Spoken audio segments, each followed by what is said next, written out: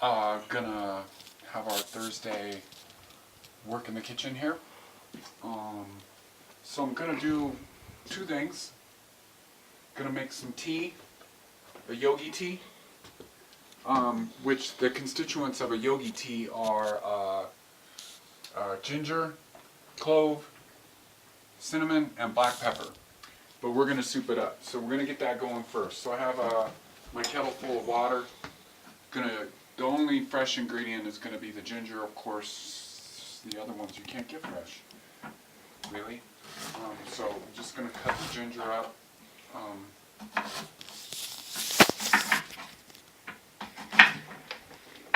And this yogi tea, I'm not sure how it's like a chai. I don't know what the ingredients are of a chai, but it's probably kind of similar. Yogi tea is antibacterial, antiparasitic, all of that kind of stuff that we don't want in our bodies. So how I'm going to soup it up is I'm going to put more stuff in there. That's more of that. Put the ginger in the pot. So going to do some cinnamon. You know, all the proportions on these are up to your thing, more, better.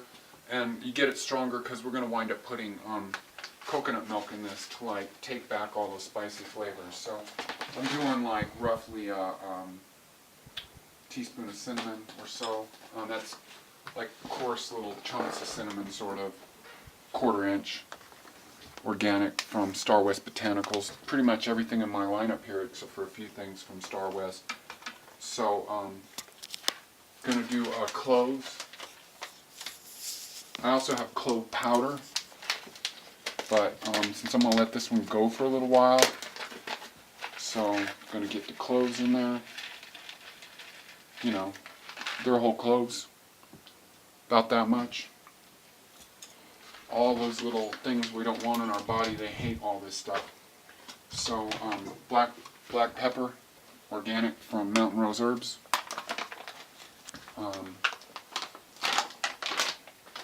Going to pour that one in there because I don't want it all over my hand, you know. Too much is okay, you know. Go learn your taste with this stuff. I'm just giving you the constituents. So here comes the soup up part. So to that I'm going to add what's this like 3 treasure tonic kind of thing with the wormwood, because 3 treasure tonic is clove, black walnut hull, and wormwood. So we're just going to add those 2 other things in here. You know, that much wormwood there, and then some black walnut hull. I'm pretty sure all this stuff you can get off of Mountain Rose. So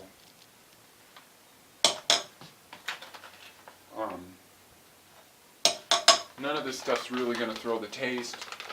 So I'm going to also add some boldo leaf, B-O-L-D-O, which is good for gallbladder cleanse, gallbladder release and stuff. So I'm going to throw some of that in there. You know, about that much.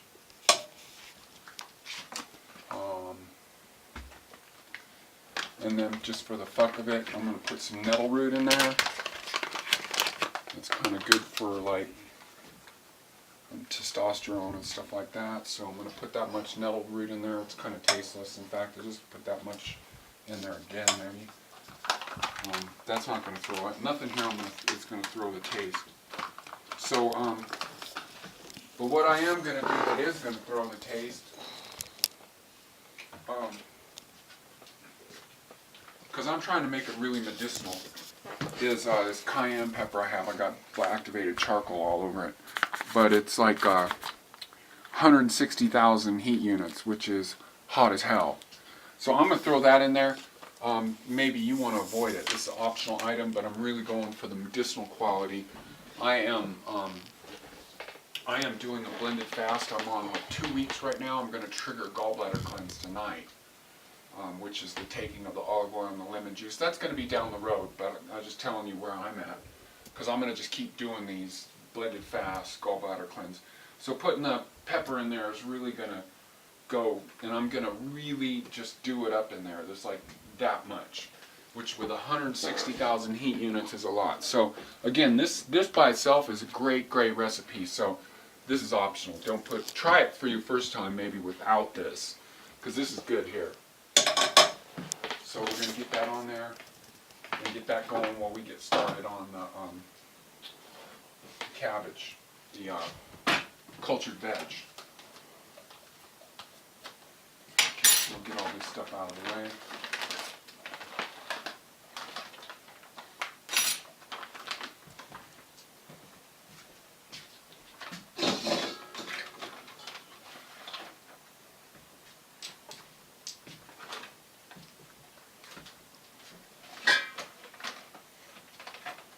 So this is the finished product with the cultured veg. This one is the one that I had in my last recipe. You know, I have a bunch of them. I keep them up there on the shelf. This one had radicchio, that's the purple color in it, and the carrots. So in this one I'm only doing cabbage just because I'm saving the carrots that I have for carrot juice, and radicchio I don't have right now. So that's what we're going to do. So the way that I do this and get a lot done, like, because if you just do it small, you don't get a lot done. So I take the cabbage and I shred it up, and I really advise getting one of these big old lobster pot, 5 gallons or whatever. And so I just do a ton of that and put it in there. And then there's a whole other amazing part about it, about the way I can it at the end. So we're going to get this going. And so when you do the cabbage, you want to use the slicing disc. Don't use the S disc. Don't use that one. That's like probably how most people would think of doing it. But when you do that, then there's chunks of stuff that gets left. That thing never incorporates everything. So with using the slicing disc, you just do it in slices, put that in there, and everything gets like kind of chopped to the same nice consistency. Okay, so here we go. Just gonna do that.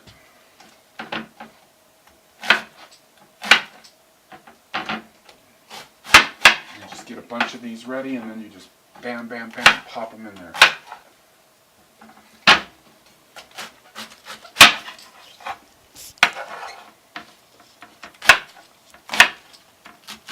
And so with the cabbage, that all sticks together. So here we go, we're going to just...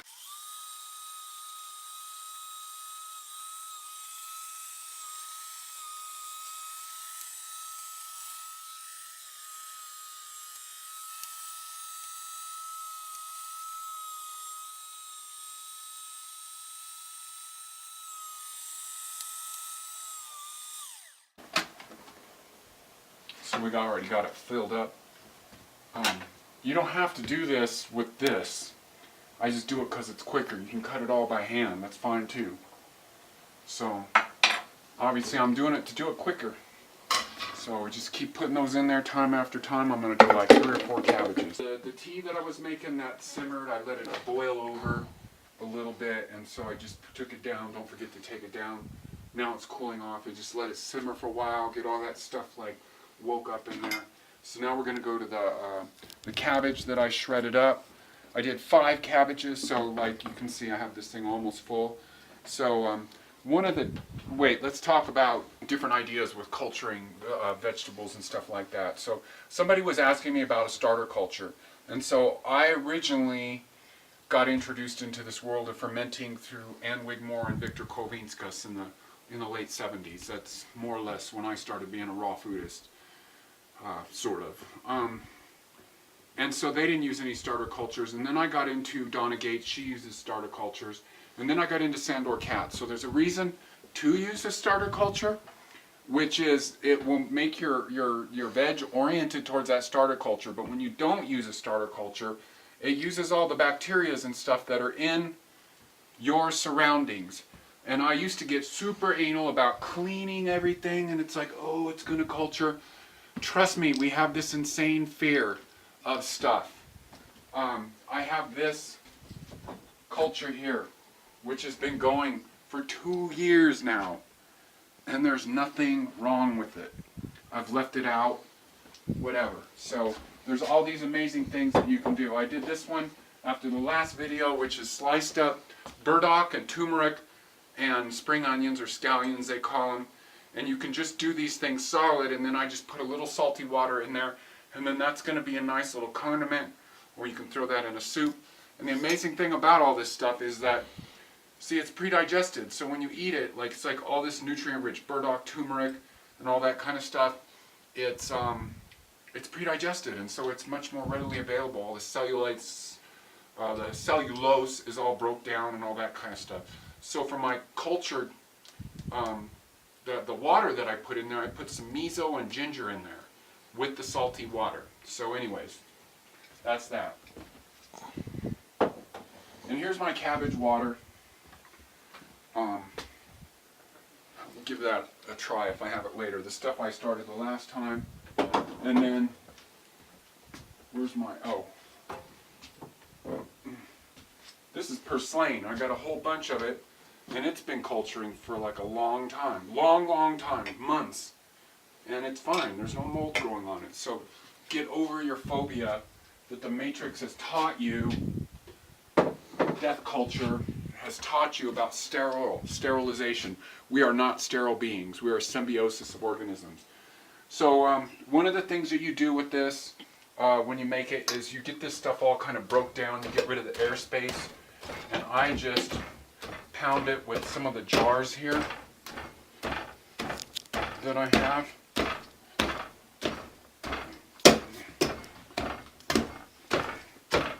Okay, so that's more or less good enough. And then I'm going to take a bunch of this and put it in the blender. And I use my hands with all of this. The way I look at it, you know, there's no science behind this, but this is what I'm doing. I know I'm not getting bad stuff going. So it's like, I don't want to get all anal about cleaning because there's this whole thing where bacteria wrestles for each other. So if this bacteria that I'm creating is working with the bad bacteria around in my environment, which that's another thing you need to get over, is there's more, way more good bacteria than there is bad bacteria around us. So another lie from Matrix culture for you. Anyways, so inside this is where I stick my salt. You're supposed to generally go with 1% of what you have there. I don't always go so much for all of that. I'm going to use some of the Celtic, and then I have a little bit of this salt also I'm running out of, that's like a Dead Sea salt. It's got, just to get more different kinds of minerals in there or whatever.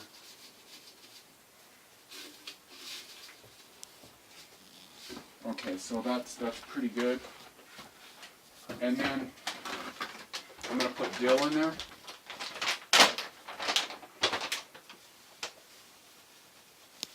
Just a lot to your taste. Dill along with cumin is probably one of my favorite spices. And if I still had caraway, I would put that in there, but I don't have any. So that's a good one. And I like to keep this pretty neutral tasting because everything else I do is really over the top. So I'm on a blended fast, but this whole batch, because I keep a lot of it. I have 3 jars.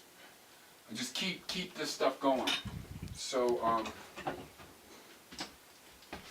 you blend this up, fill it up with water.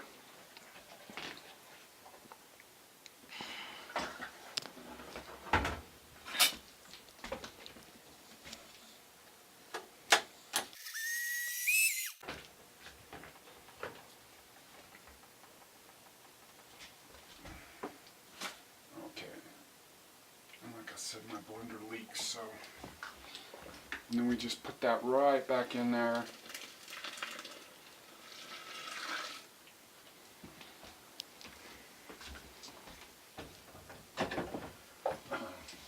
So here's another one of my shortcut steps that we do. We just get in there and we get our hands dirty. I used to do this with tools and it used to take so long, so I just get in there and just get all this stuff all nice and mixed up.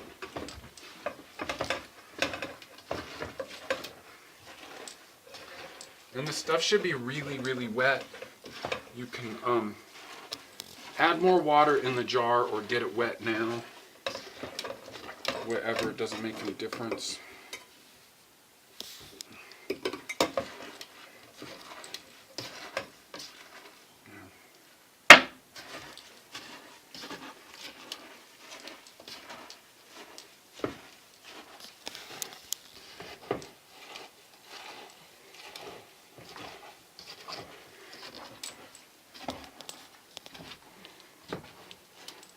So and here's how I do it. So I just get in there and I just start packing this stuff in there, right in the bowl, just like this.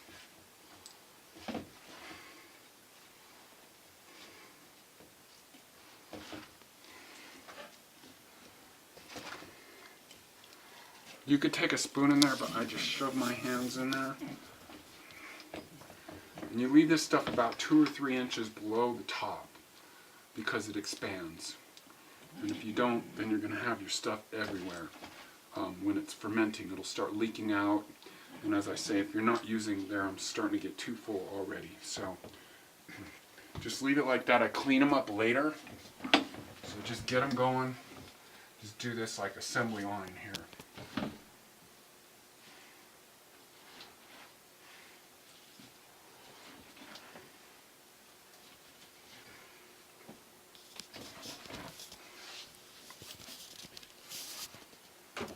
So like I said, I used to ram that down in there with a plunger.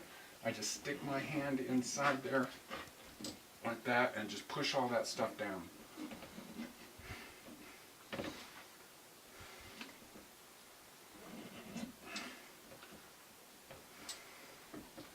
So there's another one done. And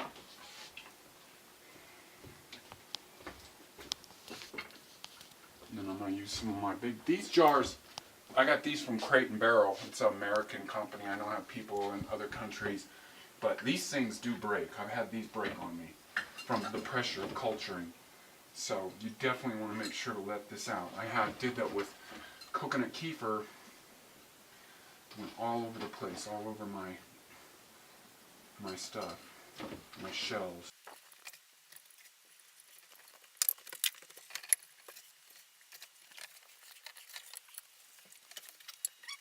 So I don't have so much left, so I'm going to do the last one in a little quart jar. So this is what I do, how I get them ready after I've made a mess out of them. So I take this, I put it in the sink, I clean up with a clean towel. Just the top of the jar where the lid's going to go to get all the stuff off there, so there's a nice airtight seal.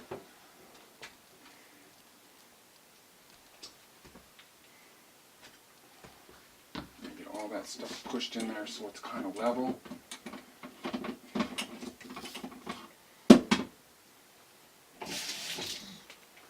And you want to have it submerged in water. So you just get a little bit of water in there to where you just see it right above the line there, and that's good. And that one's probably a little too full. So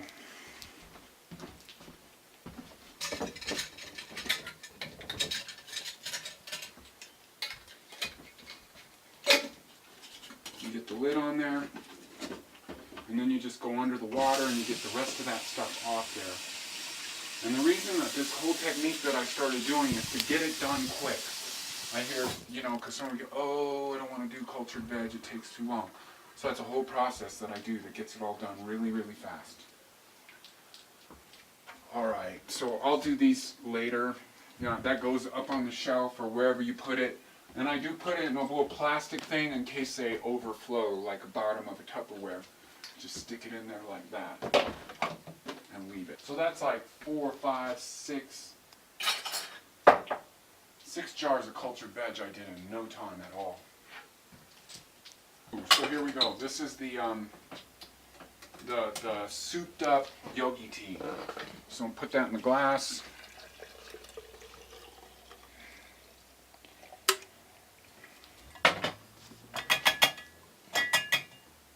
That stuff's really, really spicy.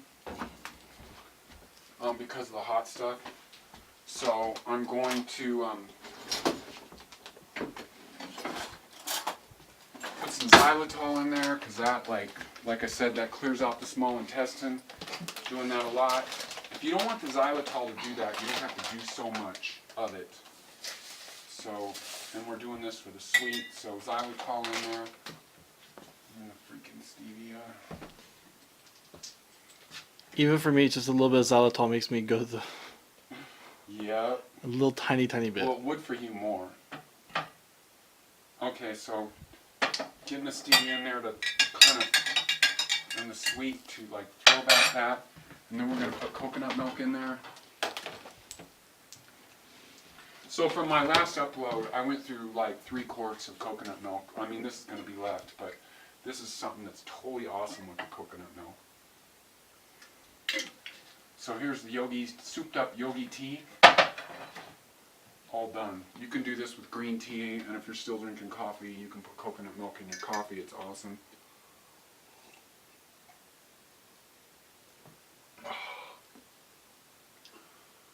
Ooh, Spicy? the hot in there, super hot.